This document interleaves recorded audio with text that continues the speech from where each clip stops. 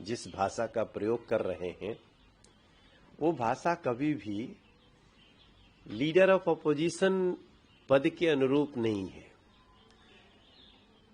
मुझे राहुल जी बहुत फ्रस्ट्रेशन में दिखते हैं आजकल।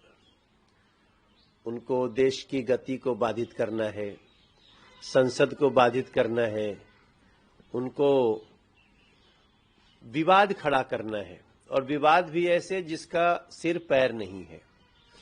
और अब वो कोशिश कर रहे हैं कि इलीगल घुसपैठियों को वोटर बनाया जाए।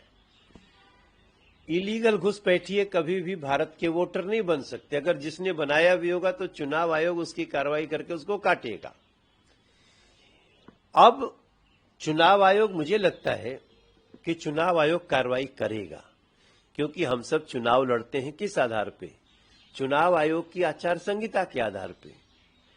हम चुनाव आयोग को ही धता बता के, झूठा बता के अगर आगे बढ़ते हैं तो ये संवैधानिक संकट है और इसका निदान चुनाव आयोग को ही करना पड़ेगा।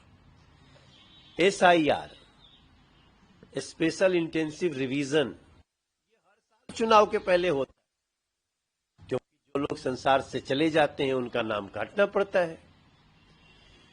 कोई व्यक्ति कहीं शिफ्ट हो गया हो, दूसरी जगह वोट बनवा लिया हो, तो भी वो पहले जगह से कट जाएगा। ये तो देश का बच्चा बच्चा जानता है। और यही प्रक्रिया है SIR।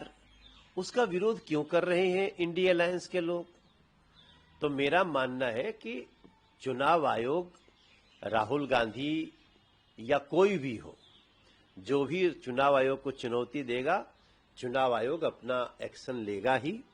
जहां तक रही SIR की, तो बिहार में हो, बंगाल में हो या देश के किसी को नहीं, इवन दिल्ली में जो पिछला चुनाव था, लगभग 3 लाख के वो आसपास वोट काटे गए और लगभग 1.5 लाख वोट जोड़े गए। तो जो गलत लोगों के वोट थे वो काटे गए, जो सही थे वो लगाए गए। इसमें अगर परेशानी करता है इंडिया अलायंस तो सीधा सा मतलब है कि अगले चुनाव में अपने हार को प्रत्यक्ष देख रहा है।